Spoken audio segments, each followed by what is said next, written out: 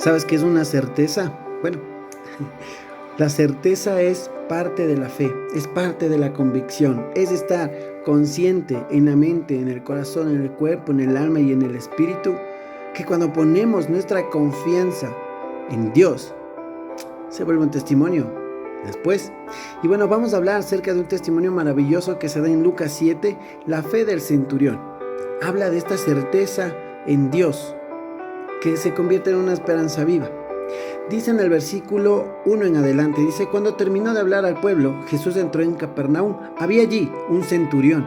Un centurión es un guardia romano, cuyo siervo, a quien él estimaba mucho, es decir, el guardia romano tenía un trabajador, por eso dice un siervo, alguien que le servía. Dice, a quien él estimaba mucho estaba enfermo, a punto de morir. Como oyó hablar de Jesús, el centurión mandó a unos dirigentes de los judíos a pedirle que fuera a sanar a su siervo. Voy a repetir esta última parte. El centurión mandó a unos dirigentes de los judíos a pedirle que fuera a sanar a su siervo. Estas son las oraciones. El Señor me mostró esto, qué hermoso realmente, y quiero compartirles. Estas son las oraciones. Cuando nosotros estamos orando al Señor, es como que enviamos a alguien, ¿sí?, que está vivo. En este caso, las oraciones se convierten en una esperanza viva. Entonces, el guardia romano, en toda su condición, en toda su postura, de acuerdo a cómo él trabajaba para los romanos, él era romano. Muchos de ellos estaban en contra de los judíos. Pero este guardia romano tenía algo en especial, este centurión tenía algo en especial. Tenía fe, escuchó del Señor, así como muchos estamos escuchando ahora. Entonces él envió sus oraciones. Dice que envió a dirigentes de los judíos para que le dijeran a Jesús: Jesús, sana al siervo del centurión. Cuando llegaron ante Jesús, le rogaron con insistencia. Nuestras oraciones ruegan con insistencia al Señor por algo que estamos pidiendo. Mira, entonces estos dirigentes judíos le dicen a Jesús: este hombre merece que le concedas lo que pide. Y yo te pregunto a ti, tus oraciones, ¿será que están demostrando esto delante del Señor? ¿Será que nuestras oraciones le están diciendo: Jesús, este hombre merece que le concedas lo que pide? Qué hermoso, pero ¿por qué conceder algo que estamos pidiendo? Mira, te voy a mostrar algo maravilloso. Dice que en el versículo 5, para que lo busques en Lucas 7, aprecia tanto a nuestra nación que nos ha construido una sinagoga. ¿Ustedes creen que el centurión, así sin haber hecho nada, les hubiera dicho a los judíos: se van a decirle a Jesús que le sane a mi siervo? Tal vez él tuvo un corazón muy amoroso. Tanto amó al pueblo judío este centurión. Él le pertenecía a Dios totalmente. Tanto que él, cuando oye hablar de Jesús, en su momento de su vida, yo pienso que él dijo: no, esta gente necesita un lugar donde buscar a Dios. Necesita un lugar donde encontrarse con Dios. A pesar que ahora sabemos que el Señor está en todas partes, pues antes capaz no era así. Antes capaz pensaban que, de una manera muy religiosa, les estoy contando esta parte, ¿no? En esa etapa de la historia de la humanidad. Necesitaban tal vez un lugar para sentirse seguros que están bajo un techo y decir: aquí está Dios. Ahora sabemos que el Señor es omnipresente, omnipotente, y Él está en todas partes, pero el centurión construyó una sinagoga, y una sinagoga es un lugar de oración, punto de encuentro para discutir sobre la fe y asuntos correspondientes a lo santo. Entonces, obviamente que Jesús sabía este antecedente maravilloso del centurión. Inclusive él sabía que le iban a ir a buscar en nombre del centurión. Mira, así que Jesús fue con ellos. No estaba lejos de la casa del centurión. Dice que no estaba lejos de la casa cuando el centurión mandó unos amigos a decirle. O sea, el centurión, aparte que manda una delegación de judíos a hablar con Jesús, les envía otra delegación. Entonces, aquí, ¿qué nos está enseñando la palabra? La palabra nos enseña: ora, y sobre encima de esta oración, ora también por el mismo asunto, porque no te dejes que te roben la bendición. Y no dejar que te roben la bendición es orar. tras oración y tras oración, sobre oración. Señor, yo te pedí hace 3 años que esto suceda, Padre, yo te agradezco porque tengo fe que esto va a suceder. ¿Cómo estás orando por lo que quieres en esta vida? Para ti, para los tuyos. Con mi esposa estamos orando por salvación. Salvación de toda nuestra familia. Hay un versículo maravilloso que debes haber escuchado alguna vez.